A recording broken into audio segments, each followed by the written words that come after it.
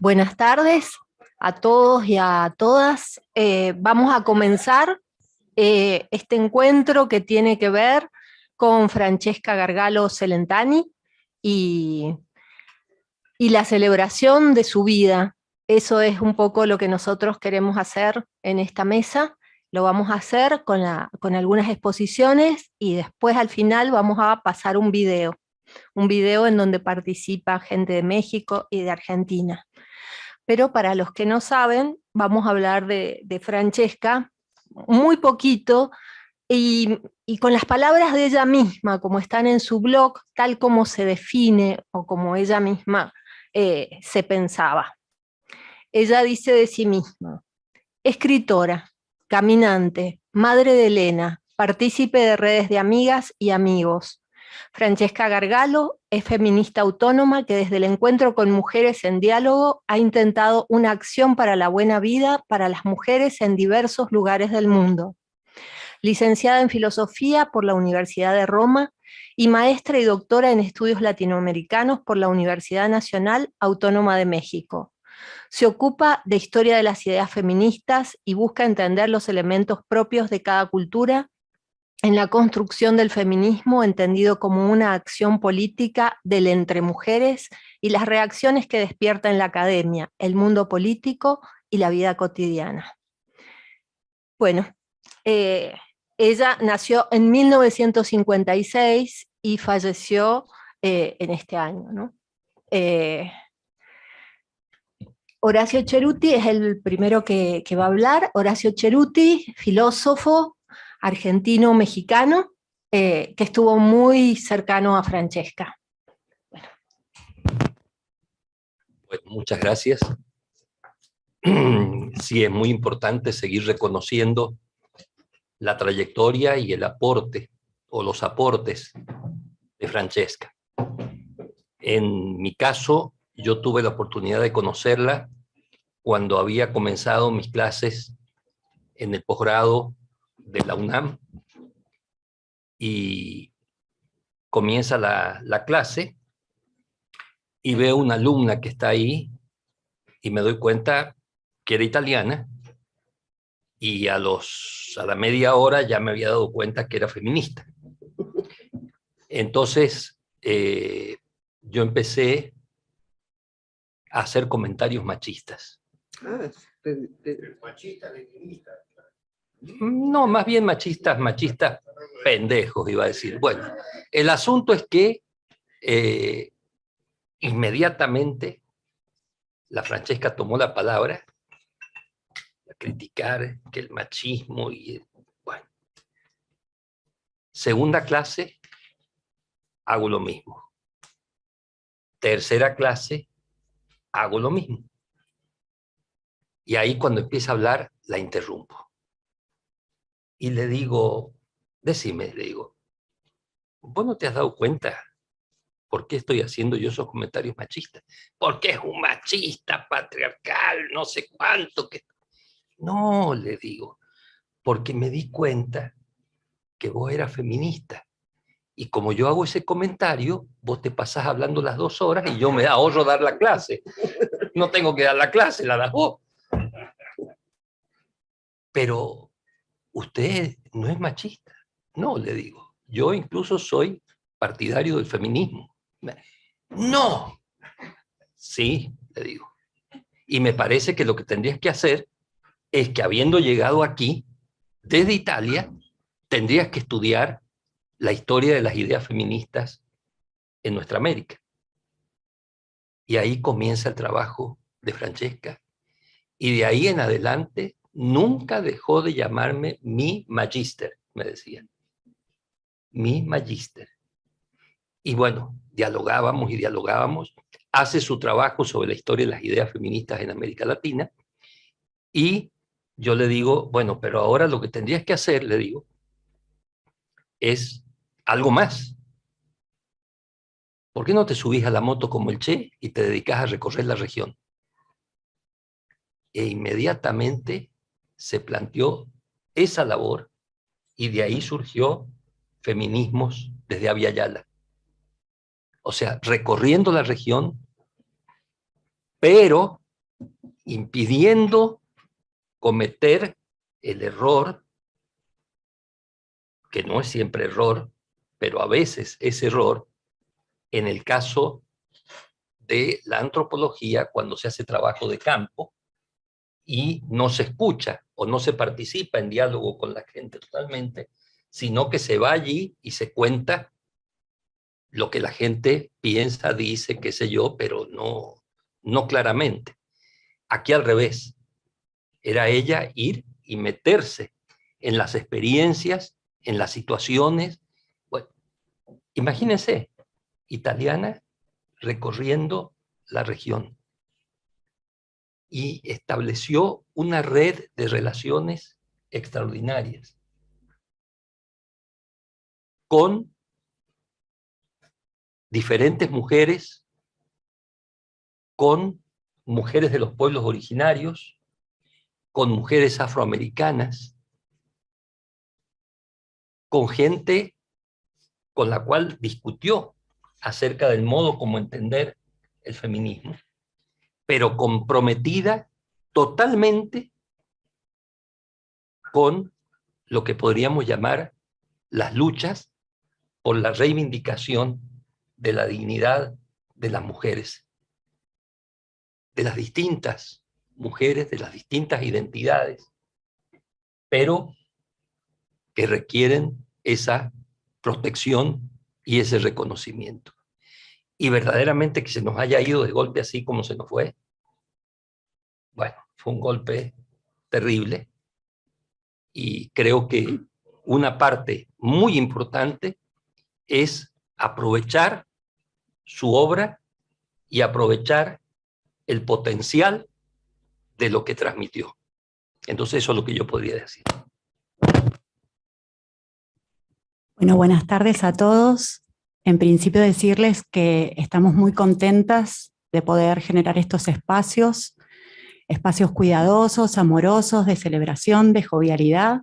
Esperamos que aquí se pueda abrir una instancia de conversación y de diálogo, y contarles que para que esto sea posible, hubieron varias personas, becarios, especialmente aquí está presente Noelia Gatica y Leonardo Bizaguirre, que han estado muchas horas aprendiendo a hacer lo que los becarios y los investigadores no sabemos hacer, como por ejemplo flyer, como por ejemplo vídeos, como por ejemplo hacer que eso sea posible verse, como lo vamos a ver en un ratito. Todo ese trabajo que hemos aprendido y que sabemos hacer merece ser reconocido y valorado, y merece ser nombrado, merece ser cuidado, merece ser sostenido además. Así es que bueno, a partir de lo que venimos haciendo juntos, porque esta provocación ha sido una provocación tramada entre varios, vamos a escuchar ahora a Estela Fernández, hermosamente. ¿Ahí me escuchan o tengo que acercarlo? Ahí. Bueno, antes de empezar quiero transmitir un pedido que me ha hecho Gustavo Cruz, un argentino que estudió en México, discípulo de Horacio, que está en Jujuy, y me dice que no pudo venir y que su manera de hacerse presente, me manda una foto, es que está viajando a Tilcara en este momento para dar clases de filosofía en la carrera de trabajo social, donde concurren casi todas estudiantes originarias, y que justo lleva el libro, que es la misma edición que yo traje, la colombiana, de Feminismos de Abya Yala, y me manda la foto porque está viajando para dar una clase sobre Francesca y particularmente sobre este libro. Entonces, bueno, quería hacerlo presente también a él desde Jujuy. Bueno, estas palabras que he escrito, que son muy breves, hablan más bien de Francesca como persona y de mi relación con ella. No me meto con su obra, que ojalá tengamos oportunidad de discutirla, porque realmente, como dice Horacio, es algo muy importante. Francesca fue una mujer de una capacidad intelectual y afectiva enorme, totalmente interesada en entender a lesotres, les garífunas, la cultura y el conflicto saharauis, la lucha del pueblo kurdo, etc. Y particularmente a las otras mujeres, y en trabajar entre mujeres incansablemente para construir un mundo donde ellas, todas las mujeres, pero especialmente las más oprimidas, puedan llevar una vida buena para sí mismas y para sus hijas. Esa energía puesta al servicio del conocimiento y la transformación del mundo la percibí desde la primera vez que la vi, hace unos 20 años en México, en la presentación de un libro al que me invitó un amigo común, que está ahora sentado al lado mío. No me acuerdo qué libro se presentaba, pero sí me acuerdo de la impresión impactante que me produjo ella. Pregunté quién era, me acerqué a saludarla y pensé, yo quiero ser su amiga. Otros encuentros hicieron posible que mi deseo se cumpliera.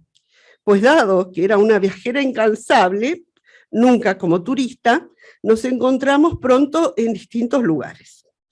Luego nos buscamos, organizamos reuniones, inventamos ocasiones para encontrarnos. Así nació y creció una amistad que en lo personal ha sido para mí completamente decisiva. Perdonen, pero me emociono un poco.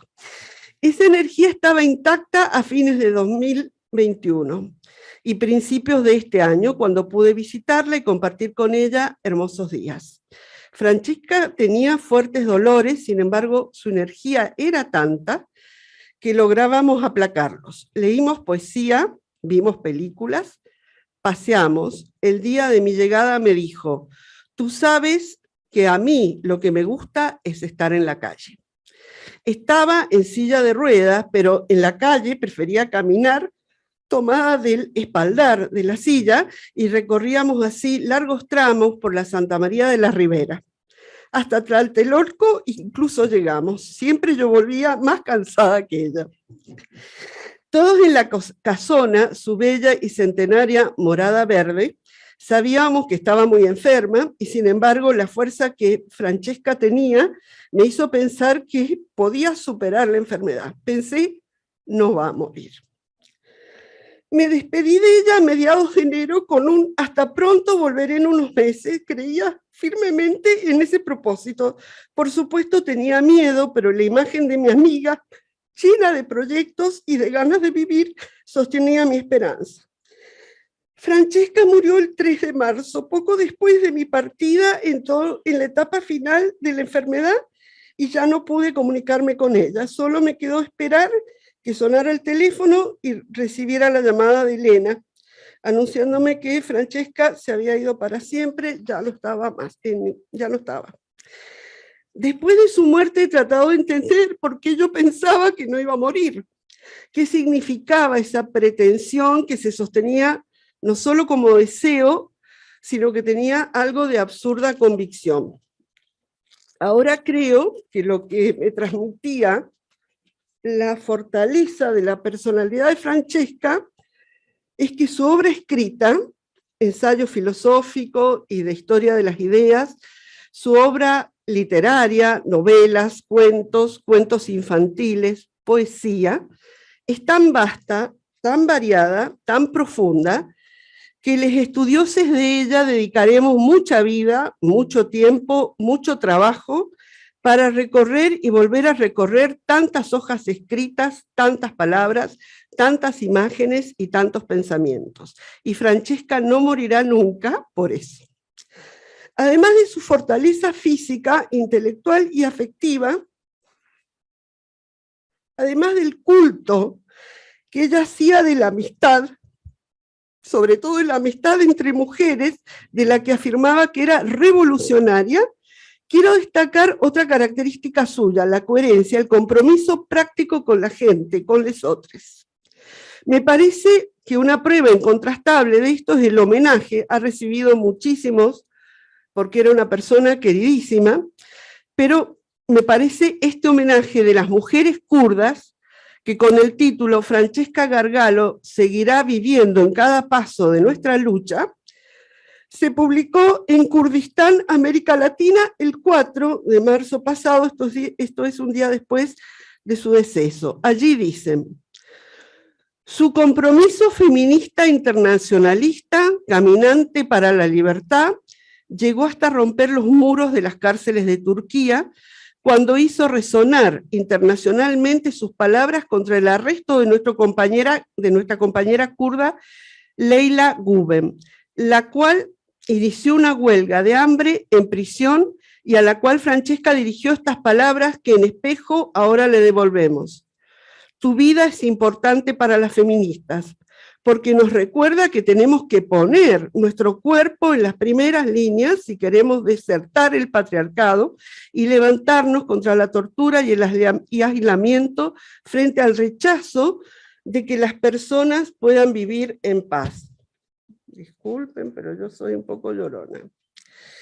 La vida de Francesca fue un permanente compromiso con todas las luchas justas de todas las mujeres y diversidades, especialmente de las que no son consideradas por el feminismo blanco y occidental, de las que hablan desde un lugar que es despreciado y negado por Occidente. Su vida fue esa fuerza y ese compromiso con las causas justas siempre.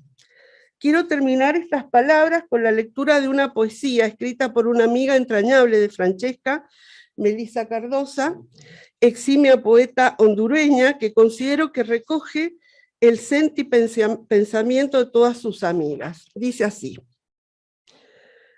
odio a la muerte y su cita. Mirá que arrancarte a vos el fuego primigenio, el aliento, nuestros futuros de maíces y alegrías. ¿Dónde haremos ese jardín prometido y enseñaremos a desobedecer a las niñas de la hija? Y ahora, ¿cómo es esto, Francesca? ¿Dónde sigue la vida? ¿A dónde partes cabalgando y escribiendo de capitanes y diosas que van a vengar para siempre a todas nuestras muertas y desaparecidas? Se solaza la guerra y el hambre en este tiempo sombrío, y maldigo 3000 veces a la muerte que te aísla de mi llanto y mi abrazo, de dudas y sus cenizas. Bastaba con tener tus letras para esperanzar la vida. Vos, la exagerada, la desmedida, la multiplicadora de camas y tortillas, voluptuosa de sangre y sol.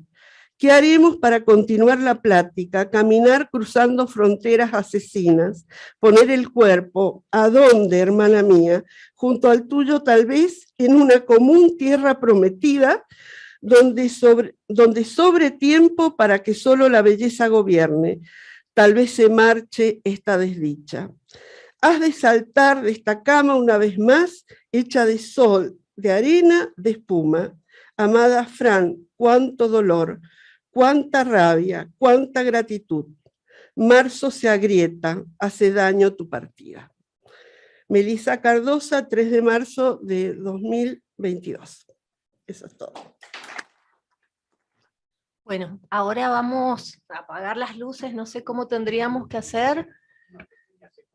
Ella nació en una cuna de oro, pero detestaba todo eso y quería empezar una nueva vida, y estaba, como muchos de su edad en esa época, muy interesada en lo que estaba pasando en Centroamérica, sobre todo en Nicaragua. Y ella llegó a México, estuvo en Zacatecas y con esa idea, y creo que la madre le pidió que volviera a recibirse, porque no se había recibido, de filosofía en la Sapiencia.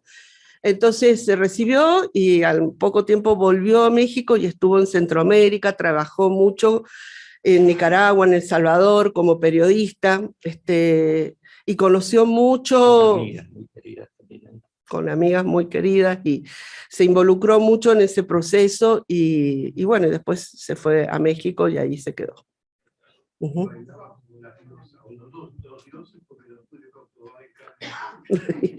Y esa estadía por Centroamérica le tiene que haber servido para aprender a bailar.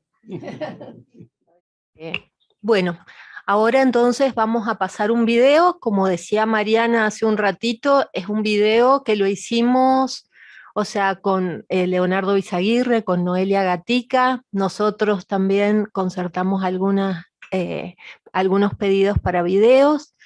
No somos expertos ninguno, así que tiene todo el amor, el cariño y el reconocimiento por Fran. Así que bueno, espero que también lo miren y desde ese lugar. Entonces ahora invitamos a Octavio a que lo...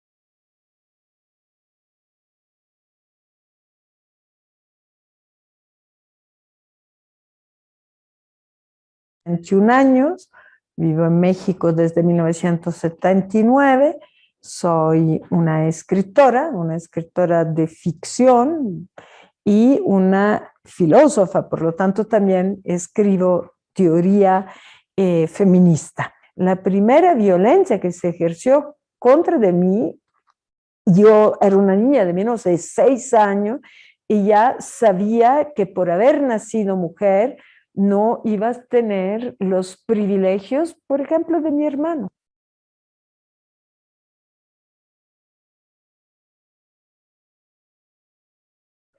Qué gusto volver a encontrar a Francesca, esta vez en Mendoza. El lugar y la hora de la cita de nuestros abrazos siempre, siempre fue casual, porque Francesca caminaba el mundo y donde le interesaba una palabra, una idea, una sonrisa, una flor, se detenía a mirar, a sentir, a pensar. Tumultuosa en la deriva, generosa en el diálogo, cruzó fronteras en distintas direcciones. Por eso sabía, bien que lo sabía, que las fronteras son asesinas. Sabía que en cada frontera atravesada quedaban jirones de memoria, de historias, de posibles desencuentros, pero también esperanzas de nuevo deslumbramiento. Al recordarla, a Fran, a su huella en mi vida, como la de muchas compañeras que nos juntamos en este relato provisorio, quiero subrayar el lugar de la amistad política entre mujeres. Lo hago con un poco de nostalgia, también con algo de dolor, porque muchas veces en los apurones de la vida no somos todo lo consecuentes con esta premisa feminista, con lo que aprendimos todo lo que podemos saber de una vida que merece ser vivida. Quiero decir, muchas veces no encontramos el momento para detenernos, para hablar sobre los vacíos, los desencuentros posibles, que son parte y nutren también nuestros modos de discutir el mundo. Pero la amistad política entre mujeres es parte de la historia común que compartimos con Francesca, de los diálogos intensos, de las risas, de su casa siempre abierta para recibirnos, de nuestras maneras de pensar en colectivo, cuestionando algunos modos burocráticos de ciertos feminismos institucionalizados en academias o en ONGs. También quiero hablar del modo en que Fran se atrevió a cruzar fronteras para hacer libros como el de Feminismos desde Aviala, que tuve el gran gusto de publicar desde la editorial América Libre. Quienes profesan algunos separatismos culturales cuestionaron que Fran, de origen italiano, hablara en diálogo con mujeres de diversos pueblos originarios. Sin embargo, es necesario decir una vez más que ella jamás sustituyó su palabra, sino que tejió conversaciones que permitieron a muchas compañeras reconocerse, reconocernos, y que ese reconocimiento nutre, a mi entender, este nacer de los feminismos plurinacionales, como tejidos de voces, de palabras, de cosmovisiones y de sueños. Finalmente celebro la presencia de Francesca después de su partida física, porque la siento acompañando nuestro caminar, con esa hermosa sonrisa que nos regalaba y con preguntas incisivas que nos siguen incomodando.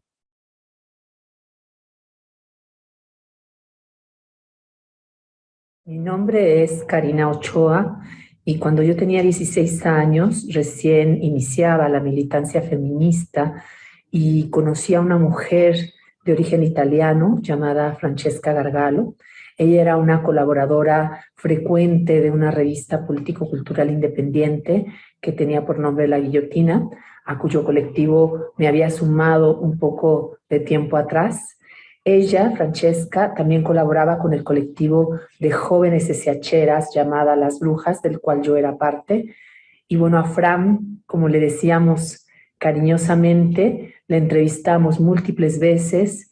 En muchas ocasiones nos reunimos con ella, conversamos en su casa sobre los devenires del movimiento feminista de nuestra América.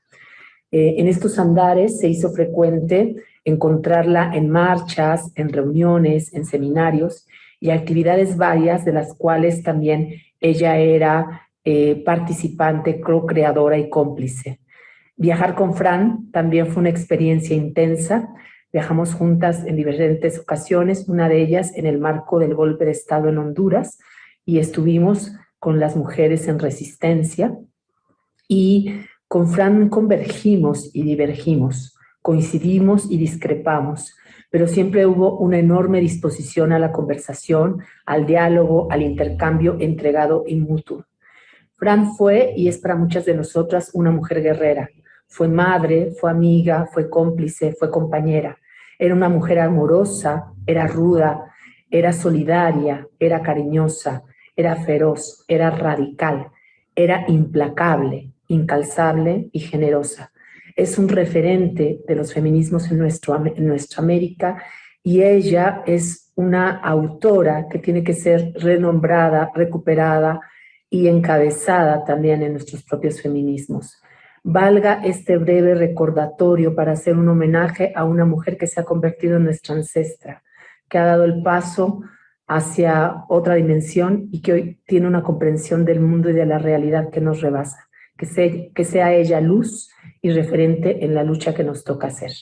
Bienvenida, Fran, a nuestros corazones.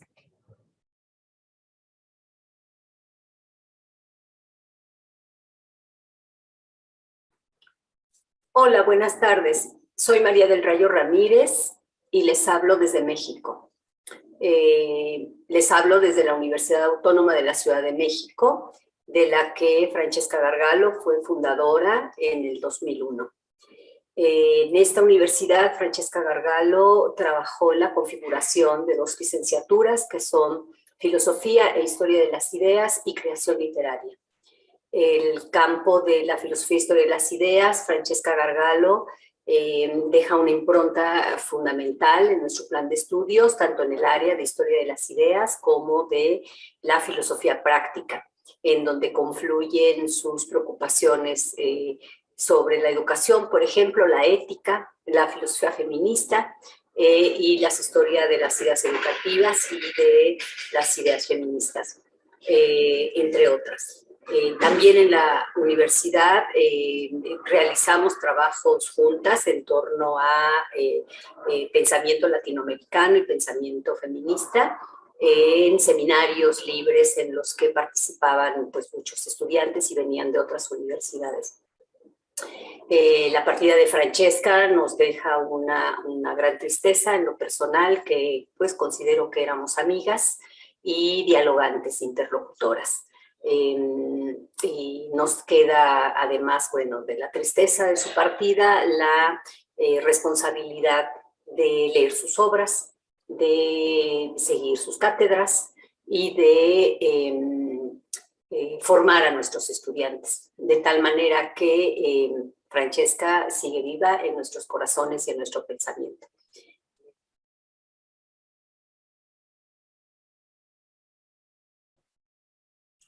Soy Eli Bartra y estoy en la UAM de Xochimilco, en la Ciudad de México. Escribí unas pocas palabras que me voy a permitir leer a propósito de Francesca. Me pesa un montón hablar de Francesca, ahora que ya no está, pero más me pesa no hacerlo. No lo puedo creer, no lo quiero creer. No más charlas interminables, no más viajes memorables, no más ideas y vida compartidos.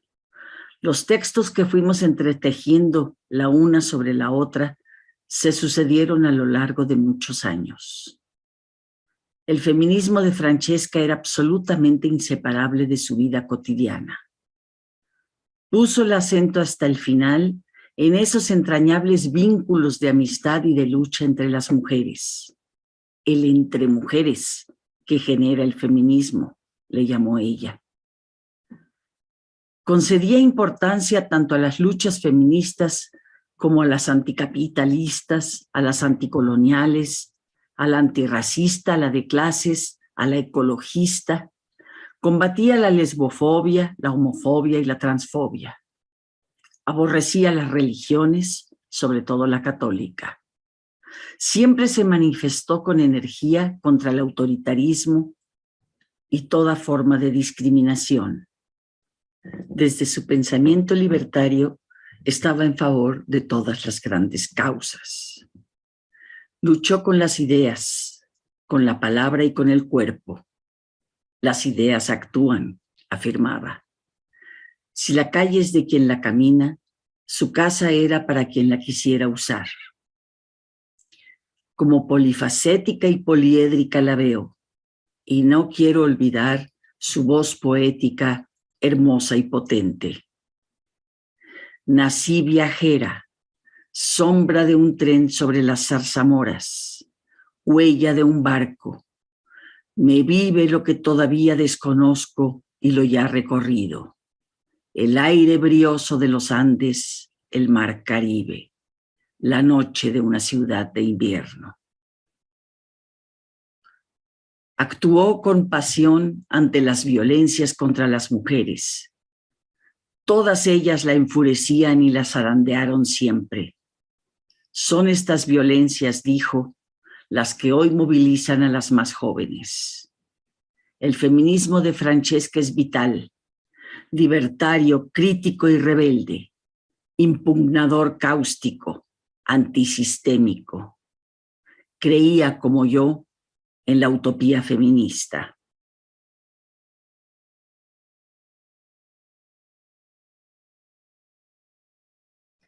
Soy Marisa Muñoz de Mendoza, Argentina. Conocí a Francesca en el año 2008.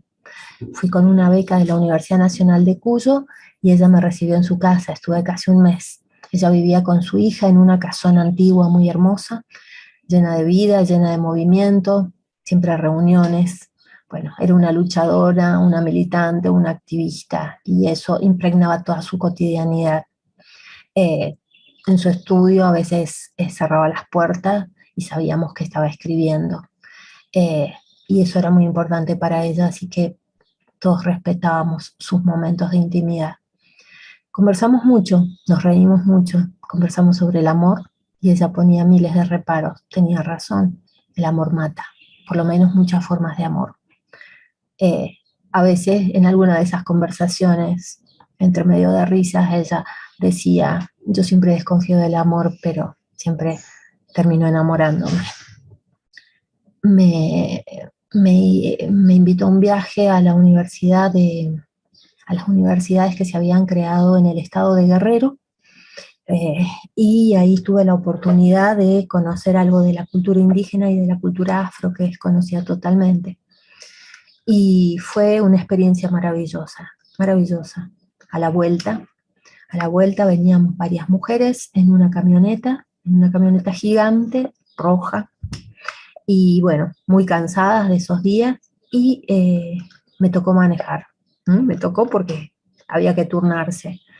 Y bueno, con terror lo hice, en en rutas de tierra y en autopistas ultramodernas.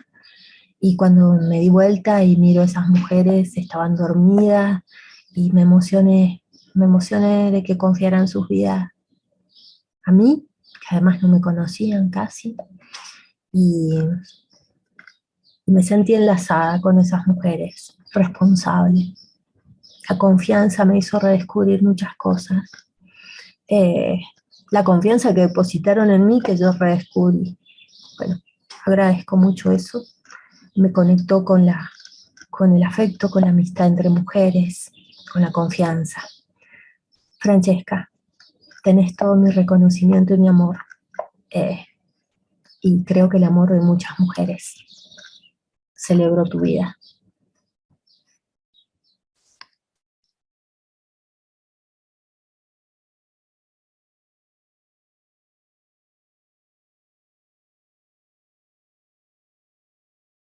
Hola, ¿cómo están? Mi nombre es Marian Pesaj y agradezco la invitación de participar en esta fiesta a la Fran.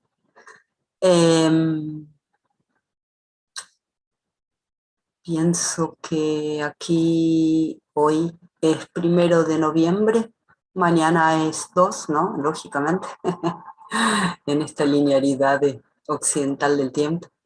Y es Día de Muertos, ¿no? De finados. Y 25 de noviembre es su cumpleaños, primer cumple que no estará presente en cuerpo. Y pienso también que 2 días atrás, acá en Brasil, ganamos las elecciones y que las últimas veces que conversé con Francesca un tiempo atrás, era cuando ella había estado en Brasil muy preocupada con el bolsonarismo, con el fascismo, y no es menor sabiendo que Bolsonaro es, además de fascista, es misógino y feminicida. Y unos días atrás una de las cosas que salió muy fuerte es, no sé si ustedes llegaron a saberlo, de pintó un clima, una frase terrible de él estar viendo unas muchachitas venezolanas de 13, 14, 15 años y decir que, ay, que pintó un clima y que por eso tuvo que ir. Entonces, en todo ese contexto no es menor que haya ganado Lula hace 2 días, hace 2 días. Es terrible los avances del fascismo y pienso, no dejo de pensar lo que Fran estaría contenta, lo que escribiría, todo lo que podríamos conversar. Entonces, un poco estas palabras, estos saludos para este homenaje que ustedes están realizándole, que las invito también a pensar en lugar de homenaje que viene de hombre, pensar tal vez un feministaje que tal vez nos contemple más a todas, todos. Un abrazo muy grande y gracias por tenerla presente, por, como dicen mañana en México, el Día de los Muertos es no dejar, recordar para no dejar morir, y es eso que es lo que queremos con Francesca. Un abrazo muy grande. Yo creo que ese amor que es de origen literario y que tiene una función terrible en la construcción del sistema de género es un amor que mata, es un amor que hace daño, es un amor que nos impide la buena vida. Pero caramba, hay miles de amores. Hay poliamores, hay amores libres, hay la amistad, que es la forma más abierta, no exigente de amor que hay.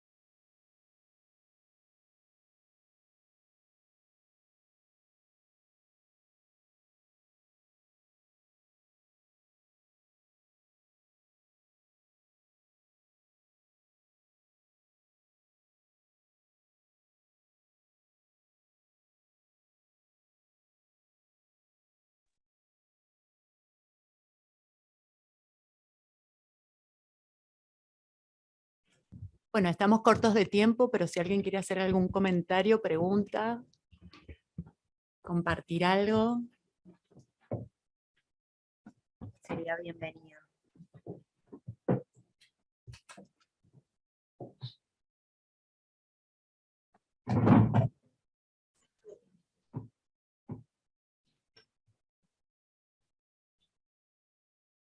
Claro, Eugenia, sí.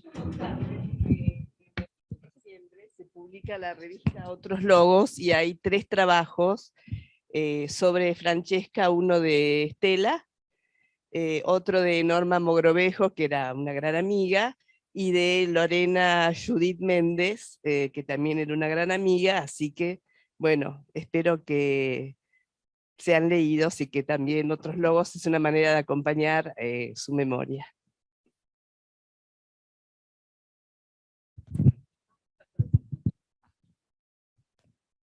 Y la sección se llama Bordadoras de Memorias y Amores.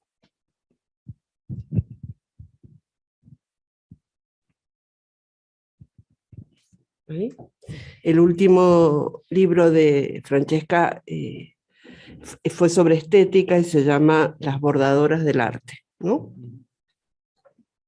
Estética feminista.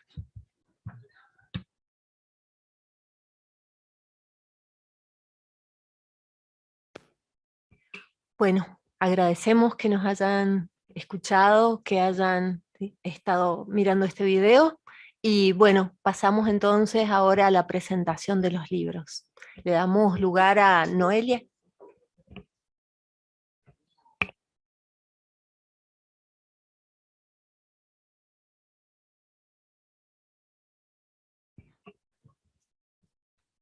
Buenas tardes a todos y a todas. Vamos a empezar con la mesa de presentación de publicaciones.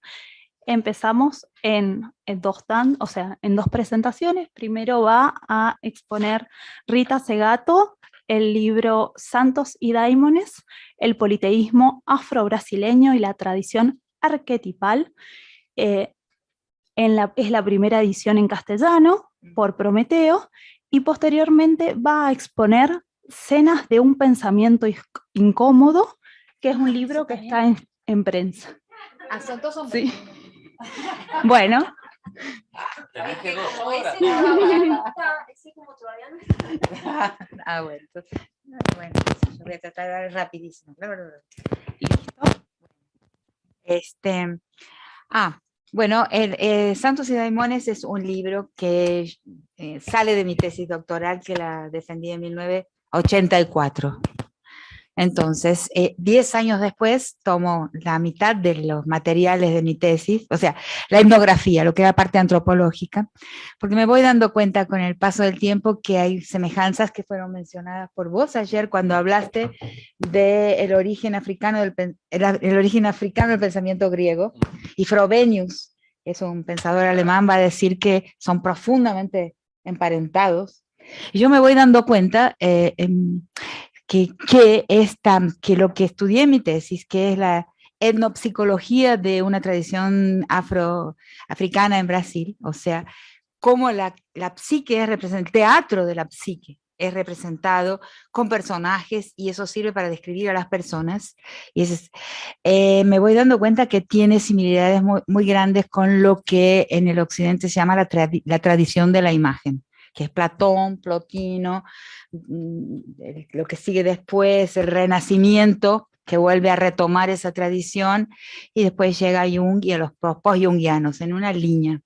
Y eso es cómo se usan las imágenes para describir la psique humana. Es como un teatro donde esos personajes se pelean, se amigan, se seducen, muy semejante a lo que yo encontré en el Candomblé, visto en profundidad, porque viví por años ahí para mi tesis doctoral. La antropología social británica no se puede hacer con entrevistas.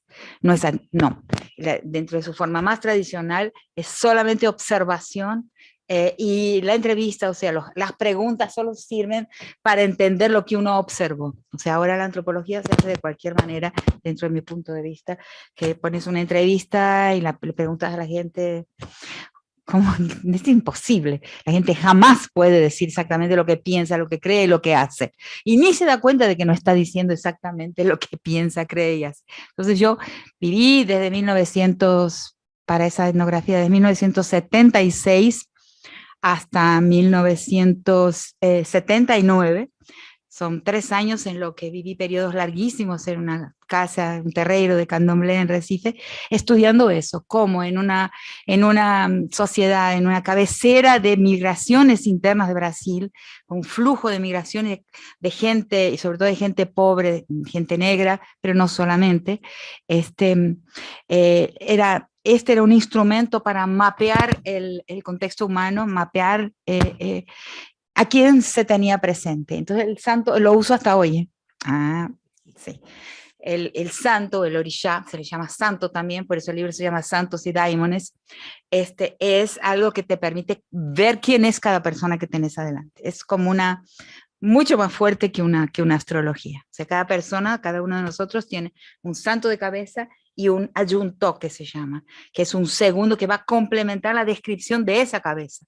Y en esa cabeza, y además algo que es extraordinario, la persona madura no significa la persona envejecida, pero sino la persona madura, tiene el altar en la cabeza, el pellín en la cabeza, va ampliando las presencias que tiene adentro de su teatro psíquico y va consiguiendo operar, actuar, dependiendo de las circunstancias, con uno de estos personajes o con el otro, va alimentando uno al otro dependiendo de lo que tiene que resolver.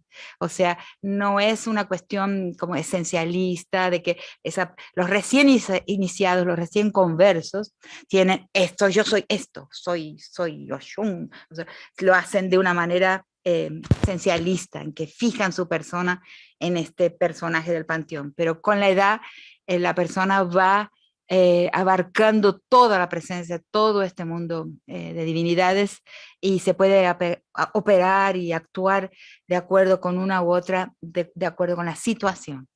Entonces, lo estudié por mucho tiempo, lo escribí usando mucho las teorías de la construcción de la categoría de persona, por ejemplo, de Marcel Mauss, porque lo que se construye como la persona en sociedades diferentes no es igual, ¿no?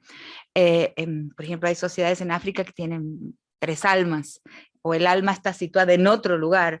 O sea, lo que entendemos por persona está muy lejos de ser universal. No es universal, varía con el pensamiento y la cultura, que es una palabra que uso cada vez menos, con la civilización de la cual estamos tratando. Entonces, al terminar la tesis, y ahí también encuentro una sociedad muy extraordinaria, asombrosa. Para mí fue muy difícil, llegaba como una argentina que había vivido mucho tiempo, 4 años en Venezuela para esa época, pero que no tenía ninguna familiaridad con el universo africano, con el universo afrodescendiente en Brasil. Y lo digo esto para mostrar cómo entrar en el universo de otra cultura puede ser una forma de conversión también, de expansión del horizonte, como diría Gadamer. Ustedes son filósofos, pero alguna cosita yo también cito.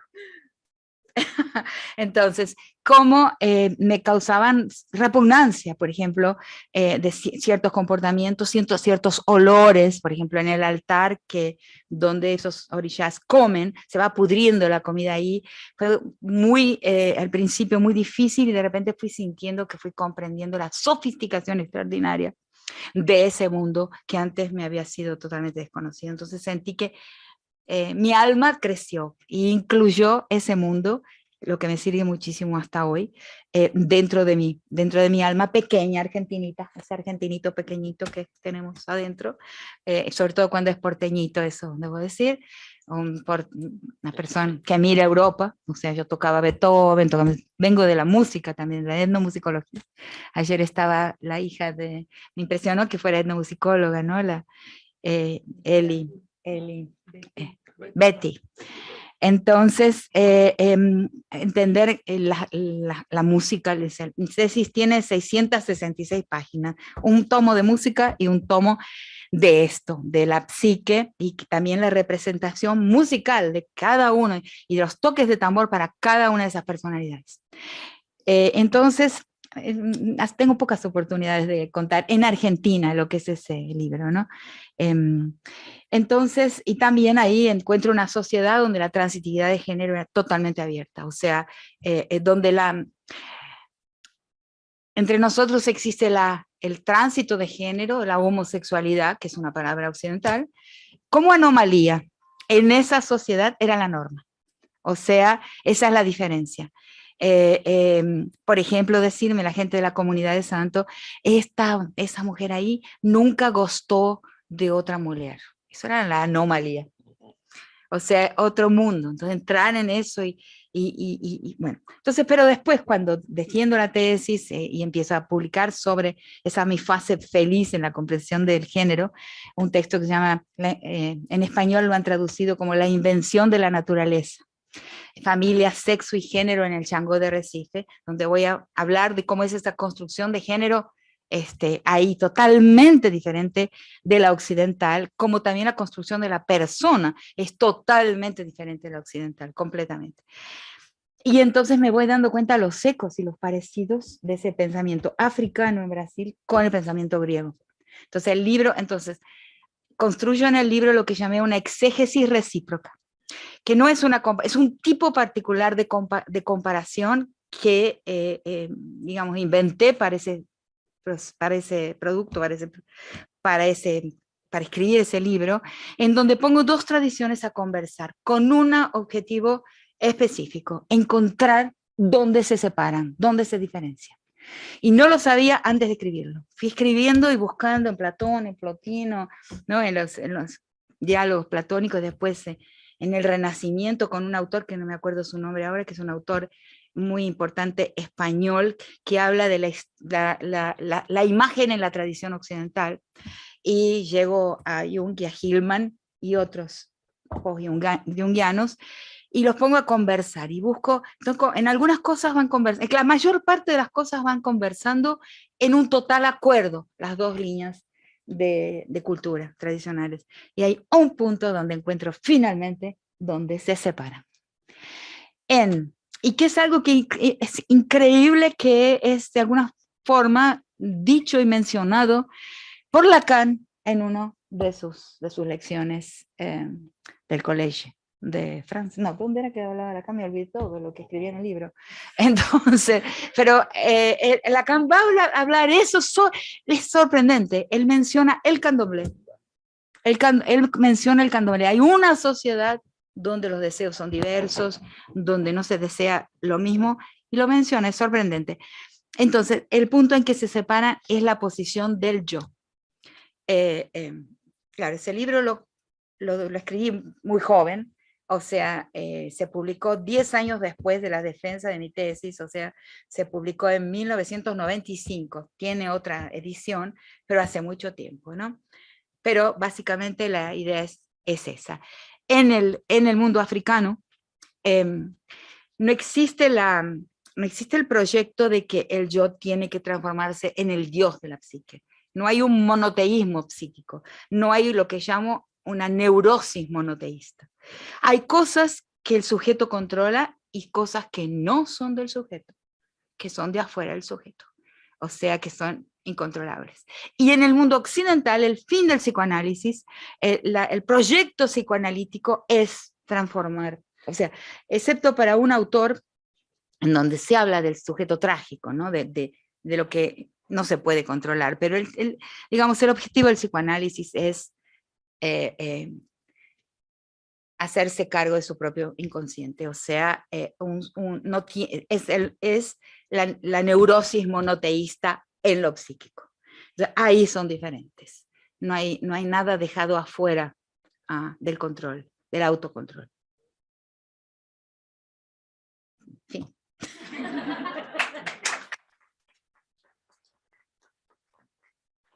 Ya está listo el diván para...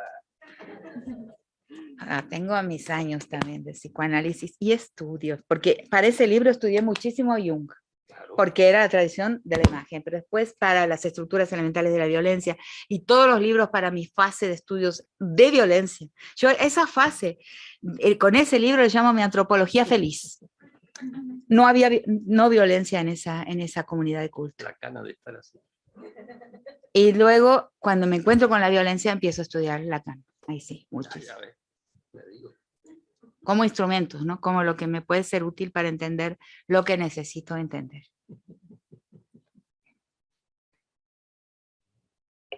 Bueno, muchas Tengo gracias. miedo a este. No, es la oportunidad para escucharlos dialogar también. Están peleando desde que llegó, pues no. Bueno, entonces pasamos a la siguiente presentación de Marisa Muñoz y Aldana Contardi, quienes son las editoras de La filosofía argentina de mediados del siglo XX, figuras, temas y perspectivas. Bien. Bueno, este libro, que con felicidad lo presentamos, es fruto de años de trabajo y de articulaciones también con otros investigadores e investigadoras. Hicimos de la filosofía argentina no solamente una geografía en relación a una localización, sino también un abordaje de ese imaginario que suponen las ideas dentro de la filosofía o del campo filosófico argentino. En ese sentido, lo implicó relecturas y tentativas de lectura, porque no solamente relectura, sino también tentativas de lectura, volver a leer textos que en general se ubican alrededor de la década del 50, un poco antes, un poco después, y lo abordamos desde distintas instancias, pero con una vocación ensayística, en el mejor sentido de poder transitar los textos con cierta libertad, es decir, arriesgando hipótesis, conjeturas, algunos lo hicieron mejor, otros con más cautela, la cautela del salvaje, podríamos decir también, que estuvo presente. Entonces es un libro que vuelve sobre muchos de los pensadores, filósofos, filósofas argentinos, y los trata de leer desde esos recorridos. Bueno, Aldana, lo hicimos con Aldana. Aldana ahora va a decir unas palabras. Bueno, para ser breve, solo de alguna manera me interesaba como destacar que es un trabajo colectivo, como decía Marisa, nos llevó bastante tiempo pensar y repensar estos temas, estos textos, y fue fruto de innumerables reuniones de nuestros proyectos. Y además decir que estas lecturas y relecturas de la filosofía argentina también,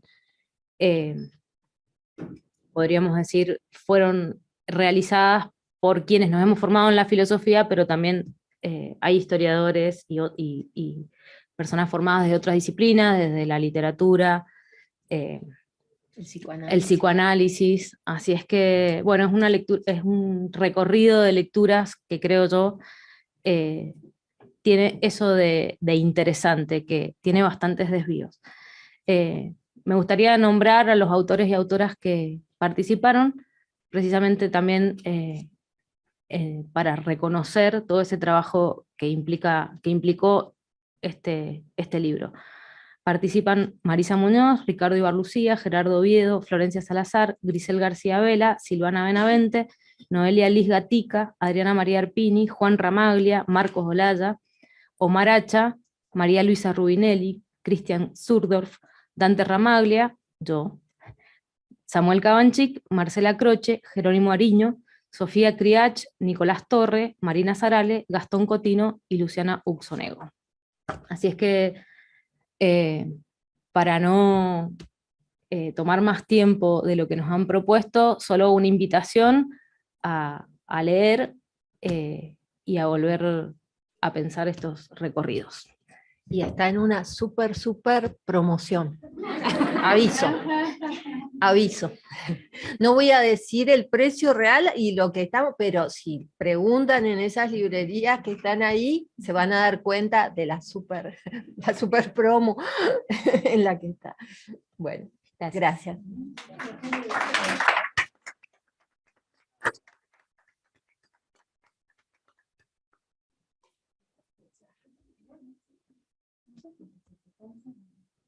¿Nos bajamos? A continuación va a adelantarnos un libro en prensa titulado Cenas de un pensamiento incómodo, de Rita Segato. Bueno, entonces, este otro libro, yo cuento cuentos, o sea, es lo que a mí me gusta hacer. En mi larga historia de profesora, que hoy soy emérita, ¿no?, en Brasil, en 1900, había publicado ya El Santos y Daimones, y en mi departamento de antropología, en mi universidad, se cometió un tremendo injusticia con un estudiante negro llamado Ariovaldo Lima, del Recóncavo Baiano, hijo de una modista, en un posgrado, en un doctorado de élite, como es el doctorado de Brasilia en antropología, que es digo de élite porque tiene el máximo número en calificación de lo que sería el CONEAU, que en Brasil se llama CAPES. Tiene la calificación máxima. Y este alumno, que era el único alumno realmente pobre de nuestros orientandos, yo era la coordinadora del curso, es reprobado sin ninguna marca en sus ensayos, en sus 3 ensayos. El profesor no hace una única anotación, ni un visto, ni un subrayado, ni absolutamente nada. Ahí empieza una lucha por el alumno y después se transforma en las luchas por las acciones afirmativas en Brasil, que comienza en Brasilia. Y comienza por una lucha particular para que un alumno pueda terminar sin perder la beca, porque lo obligaría a salir del curso, en el departamento de antropología. Entonces, el libro Santos y Daimones yo lo publico en Brasil antes de esa lucha, en 1995, y la lucha comienza en 1998. A partir de ahí yo no publico más ningún libro en Brasil, porque el mundo de la Universidad Blanca sufro una estigmatización y lo que hoy se llama un cancelamiento. Entonces, que alcanza hasta a las editoriales, y entonces, menos mal que yo tenía un país, ¿no?, que es este. Ahí justamente voy a participar cuando le dan el doctorado honoris causa en la Universidad Nacional de Quilmes al juez Garzón, y en esa mesa me llaman para hablar con Tayana, Garzón y yo. Era la época de la primera invasión de Irak. Y el director, el dueño de Prometeo, al terminar me cita y me dice: vos tenés un libro. Entonces yo blefé, no miento mucho, pero ese día, no sé qué pasó, mentí, le dije: sí, tengo un libro. Entonces, y eran las estructuras elementales de la violencia. A partir de ahí, que justamente me estaba tomando baño, había pasado uno de esos avioncitos que pasan con un cartelito antiguamente de propaganda, y decía un título para un libro: Las estructuras elementales de la violencia, que es algo que yo había enseñado en mis clases durante 10 años, que es el resultado, los textos principales de ese libro, el resultado de mi investigación con estudiantes en la cárcel de Brasilia sobre violaciones, sobre presos sentenciados por violación en la cárcel. Entonces sale toda una teoría de género, que es mi teoría sobre la violencia hasta hoy, ¿no? Lo que inclusive las tesis transformaron una canción: el violador eres tú. El violador es el sujeto más moral del mundo, o sea, es el disciplinador. El violador disciplina a su víctima, es la esencia de las estructuras elementales de la violencia. Y a partir de ese momento, Prometeo me publicó todo lo que fui escribiendo, aunque lo escribía en Brasil, lo publicaba en español por Prometeo. Ahora me fui de Brasil, ¿no? Salí de mi casa, no volví desde hace 4 años, de Brasilia, y ahora me quieren. Ahora una editorial me compró los derechos de todos los libros y los está traduciendo todos al portugués. Miren qué absurdo, los escribí ahí. Y ya salió el primero, que yo pedí que fuera la crítica de la colonialidad en 8 ensayos. Ese fue el primero que salió, que voy a presentar ahora en la FLIP, que es la fiesta literaria más importante de la lengua portuguesa, que se da en Paraty, en Brasil. Entonces la editora, que fue muy buena, ¿no? Porque ahora va a llevar todo lo que escribí ahí, lo va a llevar de vuelta para ahí. Me pregunta si no tenés un libro, si no tenés un libro que podamos publicar primero en Brasil, después del último, que fue en 1995, y yo, no tengo un libro, pero bueno, aunque sea artículos. Entonces, este es el libro, que son textos escritos durante 30 años, pero que no están en ningún volumen, entonces son de muy difícil acceso, inclusive 1 o 2 son conferencias. Y lo junté, y se llama, haciendo un eco de mi cátedra en la UNSAM, porque no sé si ustedes saben que yo tengo una cátedra en la Universidad Nacional de San Martín que se llama Cátedra Rita Segato de Pensamiento Incómodo. No le puse yo ese nombre, a mí me ofendió profundamente. No. Es muy incómodo. Sí, ¿no? Lo puso, y eso lo cuento en la introducción de este libro, que se llama en español Escenas de un pensamiento incómodo. Lo puso, yo estaba cenando en una mesa con el editor, de quien ahora soy muy amiga, aunque peleamos bastante, mucho, por plata. Y con un amigo íntimo de él, que es Reinaldo Siete Case, que es un periodista, ¿no? De la Radio Con Voz. Entonces me llamaron de la universidad, bueno, creamos la cátedra, ¿cómo se va a llamar? Ay, caramba, prefiero escribir un libro, que tiene que dar el nombre a una, no sé, qué sé yo. Y bueno, Cátedra Rita Segato, y de allá en el fondo de la mesa, Siete Case grita, Rita Segato de pensamiento incómodo. A mí me ofendí. Entonces, ¿por qué? Le digo, ¿por qué? ¿Qué estás diciendo? ¿Por qué? Dice, porque cuando vos pensás, molestas. Ah, bueno, bárbaro. Entonces se llama así. Entonces le pusimos este título y hay varios momentos de mi pensamiento, del principio al final, algunas cosas muy recientes y unas más antiguas. Por ejemplo, hay unos textos sobre museos, que esos son un texto sobre museos que bueno, voy a echar otro cuento. Cuando se cansan, se levantan y se van. Hay un momento en 2000, prepandémico, el año anterior a la pandemia, que recibo un convite del Pompidou. Yo pensé que era una conferencia sobre museos, de especialistas en museos. Como yo estaba cerca, estaba en Madrid, y me pagaban, que era lo fundamental, dije, bueno, voy. Cuando llego, no era lo que yo pensaba, era una reunión de directores de museos de Europa, de varios, de Atenas, de Berlín, de Turín, en fin, muchísimos, de los 3 directores del Pompidou. Y abro el programa y me habían preguntado lo siguiente, que quizás les interese a ustedes también. ¿En qué perjudica a los museos de Europa el eurocentrismo? Caramba. Le digo, es muy difícil, nunca se me había ocurrido. Yo les enseño a mis estudiantes en qué nos perjudica a nosotros el eurocentrismo, pero jamás pensé que tendría que ponerme a pensar en qué perjudica a los museos europeos el eurocentrismo. Y de ahí sale un texto aforismático que está en este libro, por ejemplo.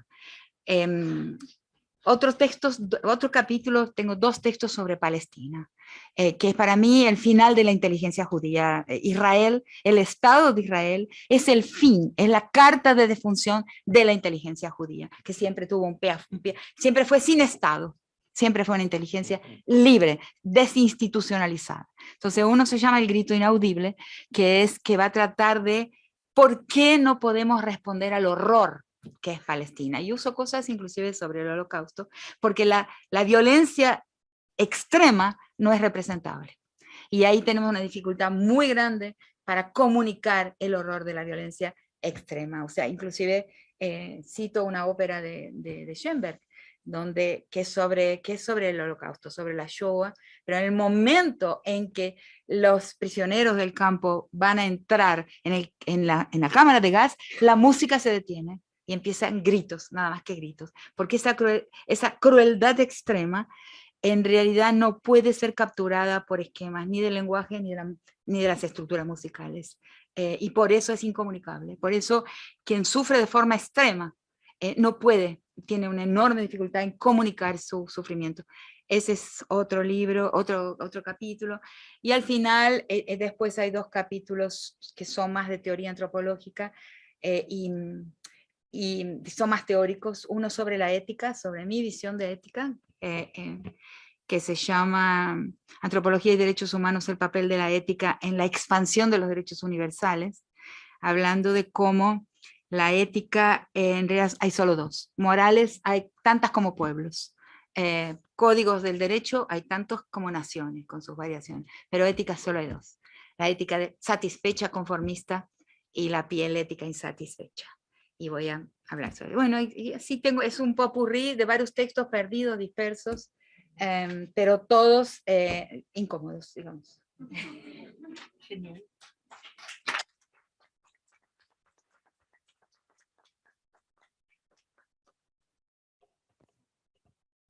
Bueno, y como tercera exposición va a presentar su libro Cuando todo era posible, entre los populismos clásicos, 1934 y 1955, y la escena contemporánea, escrito por Horacio Ceruti Gulber y Gustavo Garrio. Bueno, después de haber escuchado esto incomunicable y que era además insoportable, quiero mencionar que este librito, que he podido traer algunos ejemplares porque los demás ya se vendieron todos allá en México, es producto también de nuestro curso de posgrado, que durante varios años estamos dedicados a la filosofía política en nuestra América. Claro, incluso en este momento, digamos, si tomamos la palabra populismo, ¿quién podría decir qué demonios quiere decir populismo? Porque se usa populismo para una cosa, para la otra, para todo, y no sirve al final para nada. Pero entonces sí nos preocupamos desde hace unos años en trabajar el populismo, sobre todo analizándolo históricamente. Y en este texto lo que hacemos es recuperar el populismo en México del Tata Lázaro Cárdenas y el populismo de Perón aquí en Argentina. Curiosamente, y no es un detalle menor, los dos eran militares. Eso no hay que dejarlo de lado. Y si pensamos en el caso de Getúlio Vargas, otro de los populismos clásicos en Brasil, también estaríamos frente a una situación donde el líder proviene de las Fuerzas Armadas. Entonces, bueno, lo que tratamos de hacer con el maestro Gustavo Garrio Vadillo, que me acompaña en estos cursos, es justamente tratar de brindar una visión que permita situar a esos populismos, en este caso el de Cárdenas en México y el de Perón en Argentina, para tener una visión más adecuada de lo que históricamente han sido esos populismos, y a partir de ahí tratar de ver qué puede servir eso para una reflexión contemporánea. Entonces, no es un trabajo fácil. E insisto, a mí no me convence dar la definición de populismo, sino más bien, bueno, vamos a ver qué y cómo se ha tratado. Y esto tiene que ver con la dimensión política, con la dimensión ideológica, con la dimensión lingüística y semiótica, porque forma parte también del discurso político de los líderes, particularmente de los líderes, claro, no solamente de ellos, pero particularmente de los líderes. Y ahí hay que ver la emisión y la recepción de esos mensajes, y qué es lo que incorporan en términos también de ética, de moral, incluso diría claramente de dimensión religiosa. ¿Cuál es la relación con la religión o las religiones?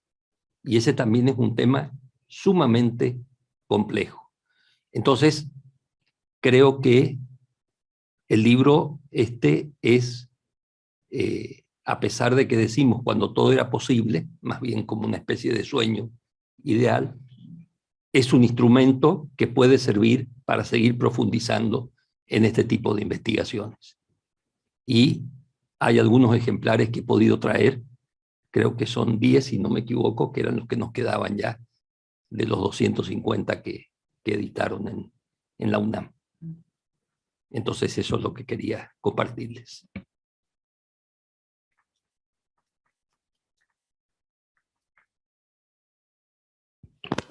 Bueno, muchas gracias a Aldana Contardi, a Marisa Muñoz, a Horacio Cheruti Gulbert y a Rita Segato.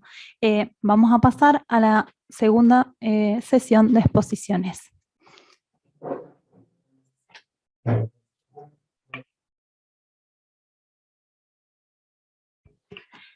Para eso voy a invitar a Marcos Olada, a Leonardo Bizaguirre y a Esteban Sánchez y Ana Ramírez. Bueno, vamos a empezar entonces con la presentación del dossier, sí, que coordinaron Aldana Contardi y Marcos Olada en homenaje a Arturo Roig en la revista Estudios de Filosofía Práctica e Historia de las Ideas del Grupo de Historia de las Ideas y Filosofía Práctica del INSIUSA CONICET.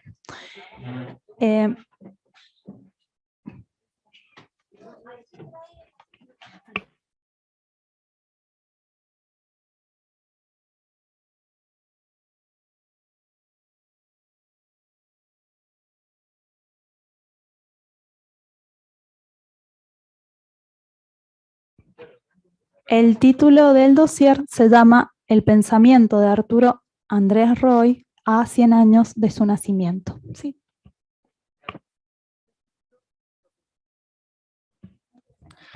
Bueno, no le hemos llamado dossier, sino número especial.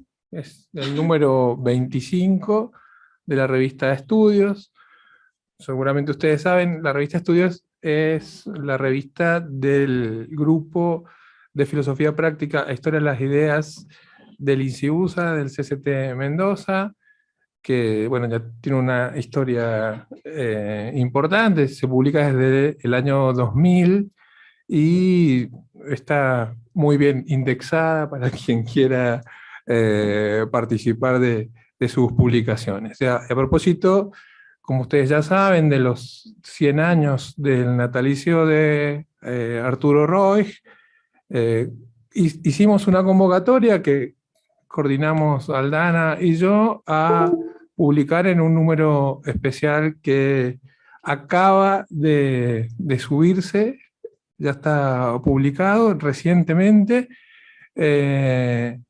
y bueno, tuvimos una participación nutrida, y bueno, el resultado de esa participación es el número especial. Creo que ahí hay alguna...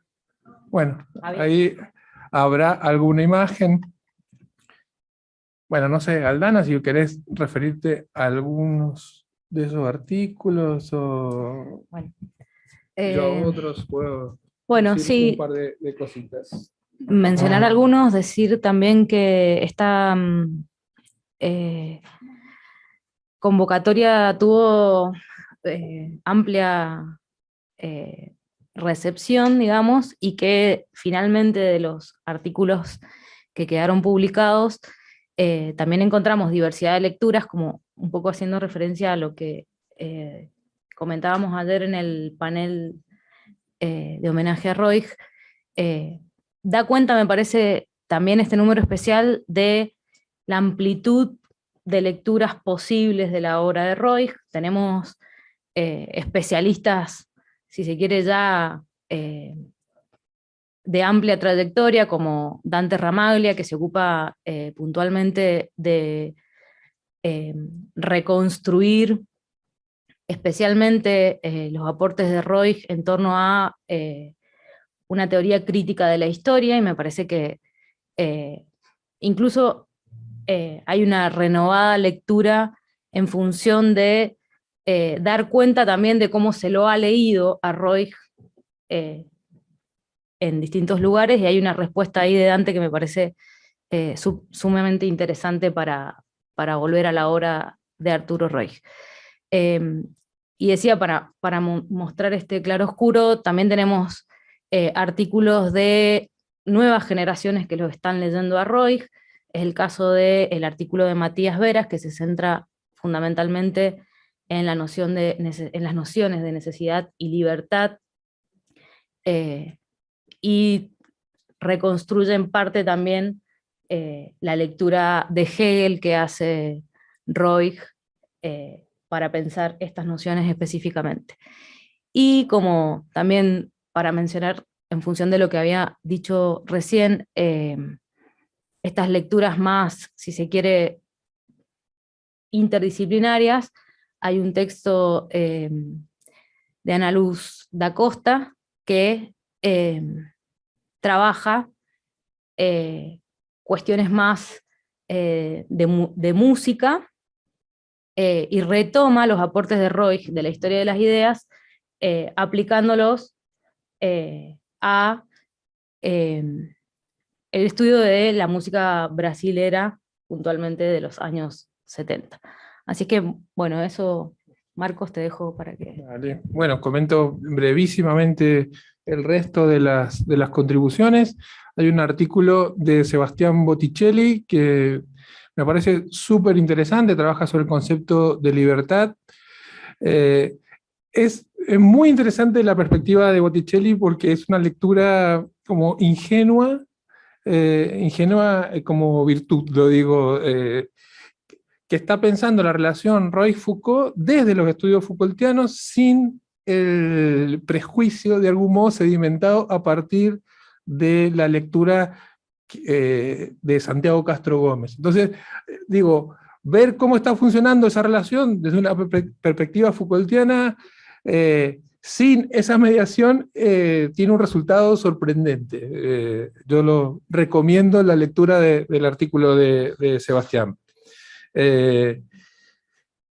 Después, Andrés Pérez trabaja sobre la función misiva en Roig, es decir, la ampliación que Roig hace a la teoría de la comunicación de Jacobson, y trata de pensar cuáles son las razones que llevan a Roig a proponer esta ampliación.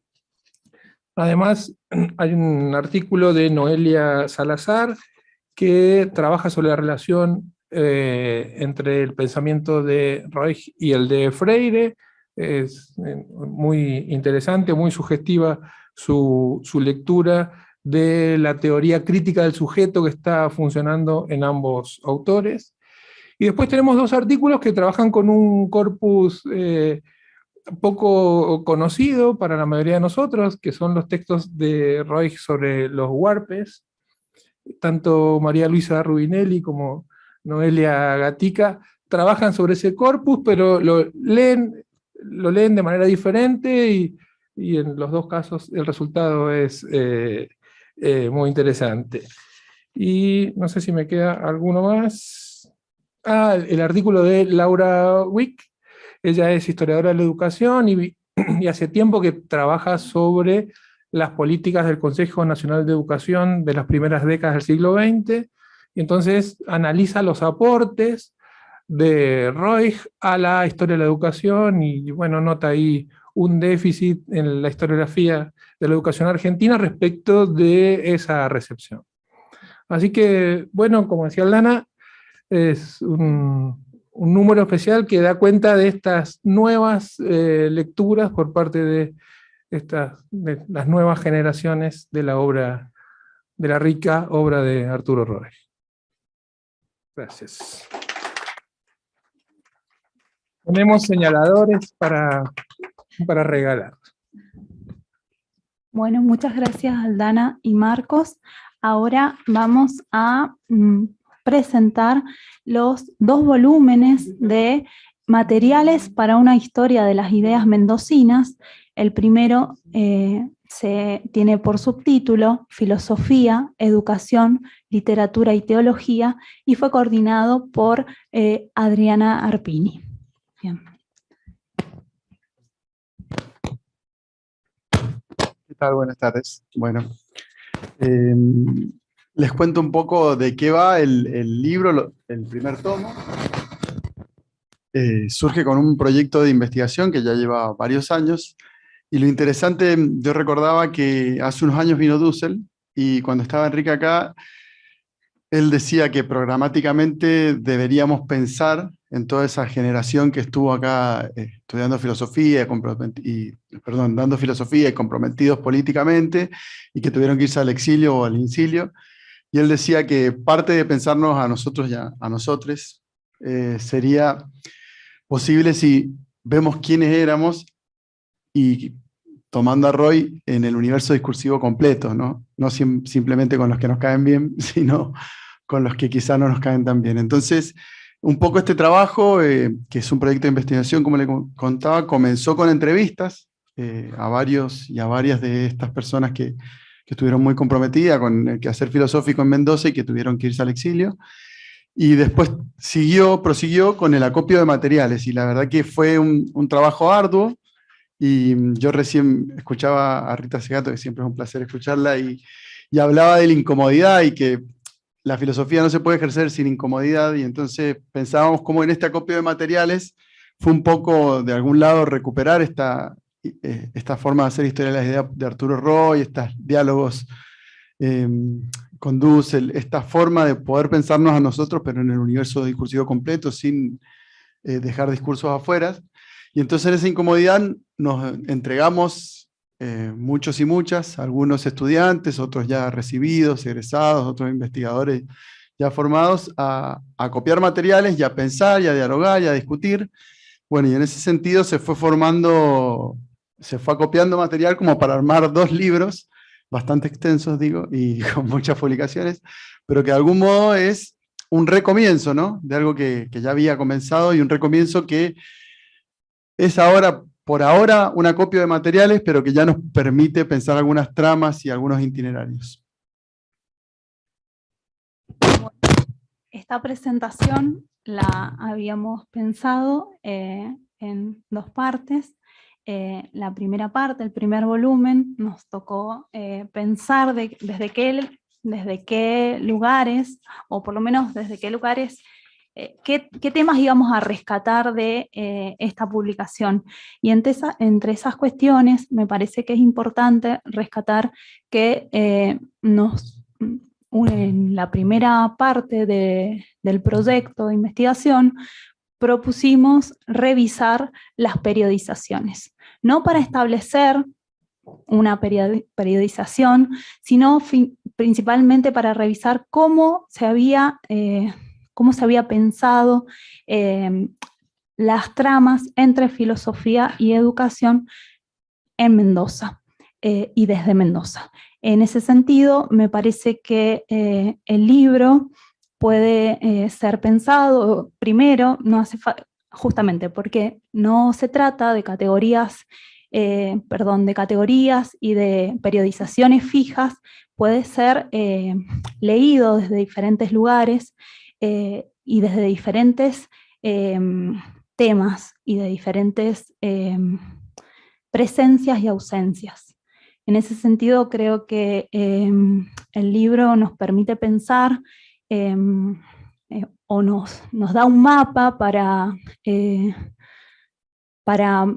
problematizar esta historia de las historias de la filosofía en Mendoza, tanto desde el periodo de institucionalización como antes de ese periodo, cómo se va gestando la filosofía o las filosofías, y en función de eso también las voces, ¿no? Y en relación con las voces, me parece que podría rescatar algunos de esos tópicos que se repiten, pero que son repensados desde otros lugares y con otras metodologías, teniendo en cuenta que cuando nos propusimos revisar o reconstruir la historia de las ideas de Mendoza, nos encontramos con tres periodizaciones que eran las de Manuel Gonzalo Casas, la de Diego Pro, que llega al 66, y la de Arturo Roig.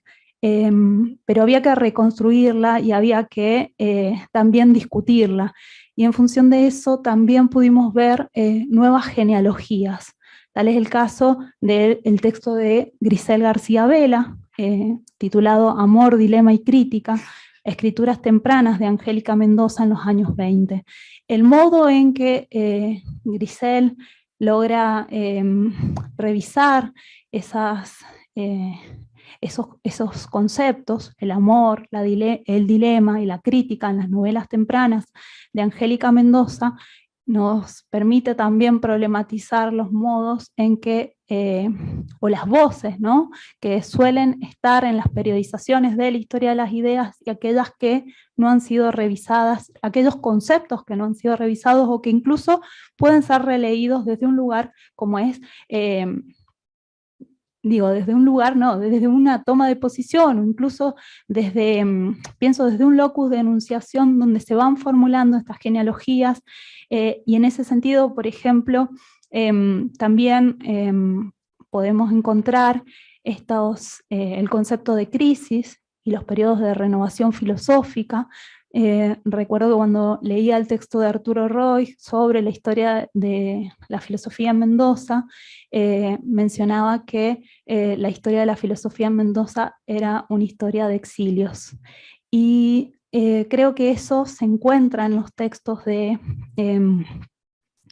pienso en, primero que nada, creo que podría rescatar, en este caso, la construcción de categorías propuestas por Adriana Arpini, y también por Mariela Ávila, quienes trabajaron los temas de exilio interno y exilio externo, pero también no solamente la filosofía del exilio, sino el exilio de la filosofía. Adriana nos propone esta categoría para pensar qué sucede cuando la filosofía no está en el territorio, ¿no? ¿Qué sucede cuando el territorio de la filosofía, invirtiendo las categorías o la conceptualización de Hegel, ¿no?, piensa desde otro lugar? O sea, no es, en este caso, poner en conceptos el tiempo, nuestro presente, porque la filosofía institucionalizada es el lugar del poder y es el lugar que excluye, ¿no? Y en ese sentido me parece importante ver cómo se van construyendo esas categorías para pensar el exilio. Y pensarlo también los retornos, las ausencias, los silencios, las expulsiones. Por otro lado, están también los eventos académicos, desde esa filosofía profesionalizada. Uno de los aspectos que se tocan en este primer volumen tienen que ver con ese Congreso Nacional de Filosofía, internacional también, ¿no?, en el 49, con ese periodo donde arriban de renovación filosófica también, pero de tensión, de crisis. Pienso en el texto donde vuelven a aparecer las voces, ¿no?, el texto de Eugenia Aguirre. Eugenia trabaja las voces de la filosofía en el segundo Congreso de Filosofía en 1971. Y entonces ahí podemos advertir que no se trata solamente de la filosofía institucionalizada, o incluso, en un evento académico, no se trata de la filosofía que se hace en Mendoza o en todo caso, sino desde voces mendocinas en otros territorios, y que van a permitir también ese lugar para pensar la filosofía de la liberación. En este caso también está el texto de Dante Ramaglia, que retoma las voces de Enrique Dussel, de Arturo Roig y de Horacio Ceruti, y retoma también categorías para pensar ese movimiento que es un movimiento que no es homogéneo, ¿no?, y muestra la disidencia, las tensiones, las discusiones. Por otra parte, pensaba en los textos del presente, ¿no? De reconstruir categorías desde el presente, de construir categorías pensando el presente y pensando un presente desde un lugar que es Mendoza, pero que también puede ponerse, no sé, en discusión o quizás puede favorecer, mejor dicho, el diálogo, teniendo en cuenta el texto de María Pía Cartecini, que habla sobre la filosofía en la secundaria mendocina, transformaciones entre 1993 y 2015. Y acá me parece importante rescatar que tanto Pía como Adriana, y también María Alejandra Olais, que toma Urdiendo feminismos y pedagogías a partir de las voces de 3 activistas, Alejandra Siriza, Nura Yaber y Azar Lu, logran revisar las metodologías desde las cuales hacemos filosofías, ya sea para interpelar los archivos, pero también para construir esos archivos o para revisar las metodologías poniendo en práctica, ¿no?, la entrevista y pudiendo a partir de la entrevista reconstruir esa memoria histórica desde otros lugares.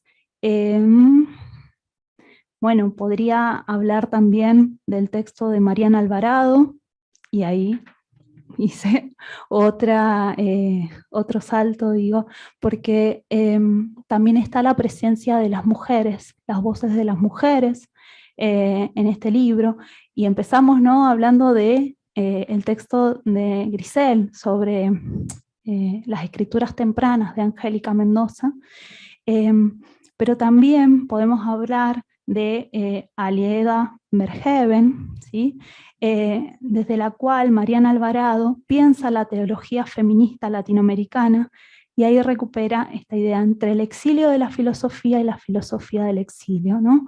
Me parece que poder pensar en momentos de retorno a la democracia, también esas voces de las mujeres y la presencia de las mujeres para pensar la filosofía de la liberación desde un locus de enunciación que tiene que ver con Mendoza y con cómo se gestaron esas prácticas, también nos ha permitido redescubrir, no sé si les ha pasado a los del grupo, pero también redescubrir una memoria que, o un corte, ¿no?, en la memoria histórica de aquellos ejercicios críticos de la historia de las ideas y de aquella ruptura, ¿no?, que produjo el exilio y que también significó un vaciamiento ideológico, una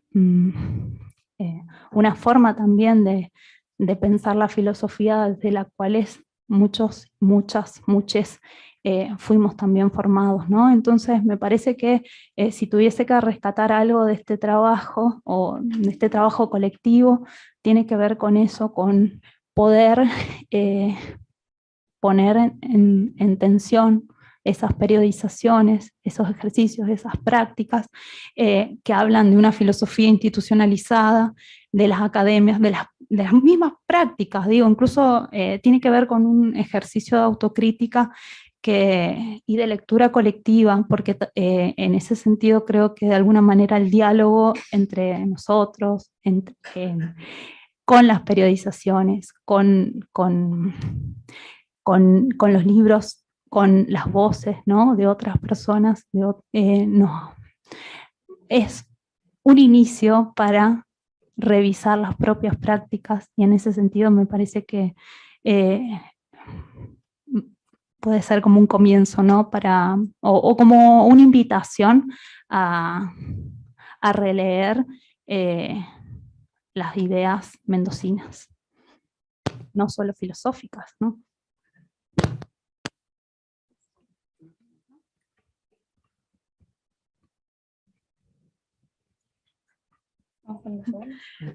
Bueno, ahora ahí está. Esteban y Ana nos van a comentar el segundo volumen. Buenas tardes. Bueno, con Esteban entonces vamos a presentar el segundo volumen de Materiales para una historia de las ideas mendocinas. En esta oportunidad están enfocadas a la filosofía, a la educación, al arte y al exilio, entre otros recorridos y otras problemáticas que se abordan en el trabajo. Teníamos una presentación, no sé si para que podamos ver la tapa. Ahí va. Bueno, el libro es el resultado del trabajo que se llevó a cabo en el proyecto de investigación, un proyecto que bueno, es perteneciente a la Secretaría de Posgrado de Investigación y Posgrado de la Universidad Nacional de Cuyo, que se denomina Filosofía y Educación en Mendoza durante el siglo XX, aportes para una historia de las ideas mendocinas, segunda parte. Y no quisiera avanzar mucho más sin hacer referencia a los autores de este volumen.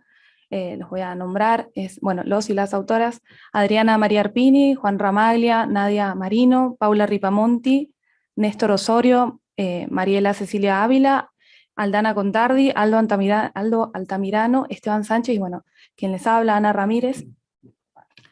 No sé si se ve, lo voy a pasar así podemos verlo también. No sé. No. Bueno. Ah, bien. Muy gracioso. No. Ahí va. Listo, ahí para que podamos ver. Entonces, cambio.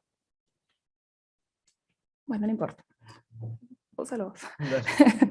El libro entonces es el resultado de este trabajo de investigación, como les comentaba, y este volumen reúne, junto con el primer volumen, como les comentaba Noelia y Leonardo, bueno, distintos trabajos que tienen un objetivo común, que es contribuir a la construcción de una historia de las ideas mendocinas, ¿no? Del siglo XX hasta el presente, y esto ha implicado, como cualquier trabajo de investigación, una fuerte tarea de documentación, de exploración de materiales, de archivos, ¿no? De trabajos en bibliotecas, tanto físicas como digitales, pero también se ha apelado a la memoria volcada en distintas experiencias vividas por quienes han sido entrevistados en el curso de estas investigaciones, y además, como vemos, existe una complejidad en los abordajes y ha hecho necesario entrecruzar distintos puntos de vista teóricos y también distintas propuestas metodológicas,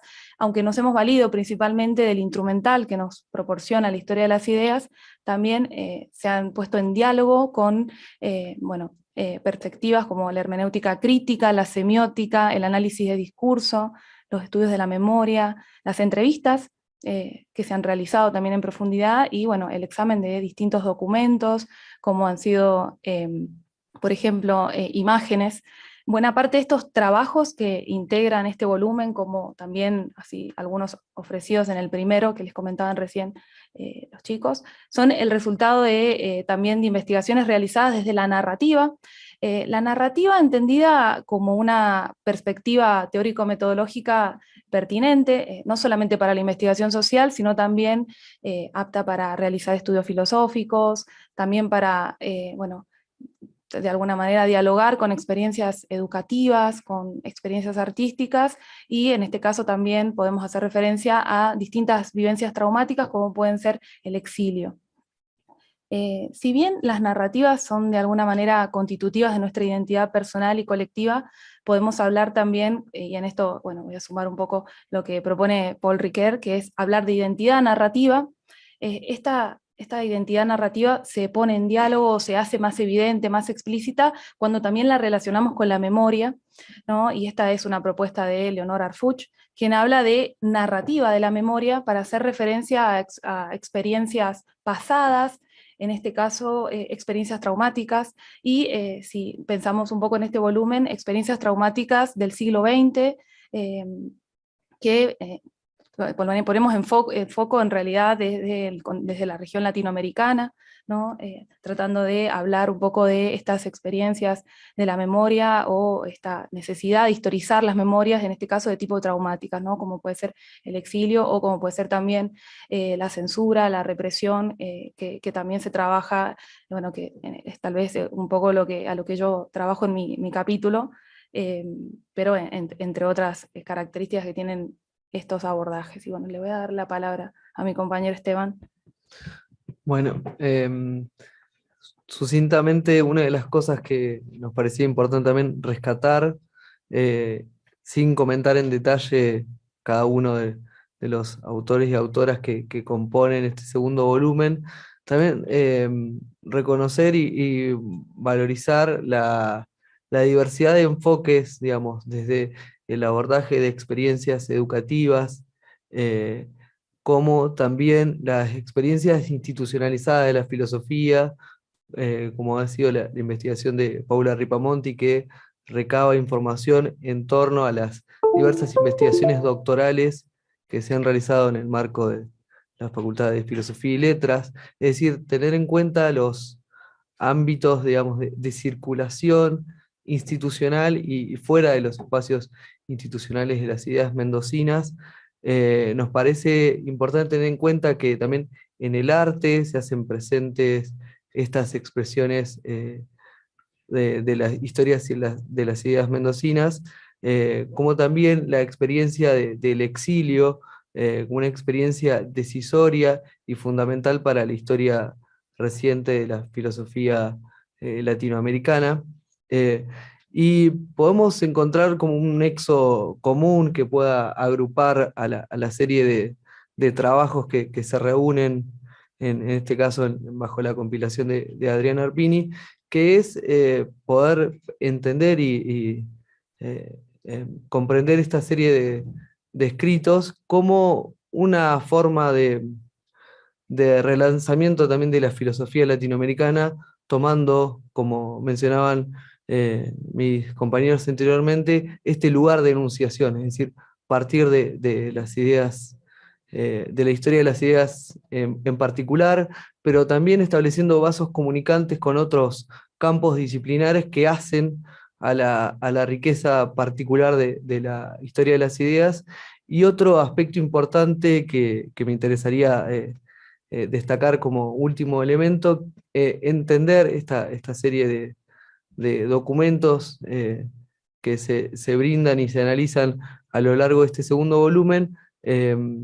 Este escrito también trata de poner en primer plano una forma de enunciación discursiva de un sujeto plural, de un nosotros latinoamericano, que va a recorrer diferentes expresiones teóricas y experiencias culturales que se dan en el marco de las historias de las ideas mendocinas, y agradecer, digamos, también en este caso la posibilidad de que se den espacios de comunicación, ¿no?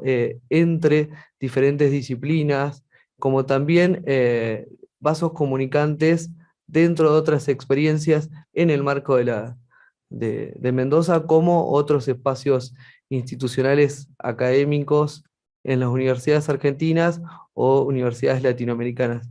Y creo que este carácter plural, subjetivo, digamos, de autoafirmación de la filosofía es un aspecto importante un recomienzo, ¿no? del filosofar nuestro, y bueno, invitarles a la lectura de este segundo volumen. Muchas gracias.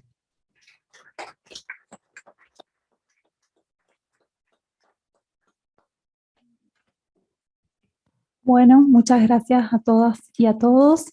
Damos por finalizada la presentación de libros.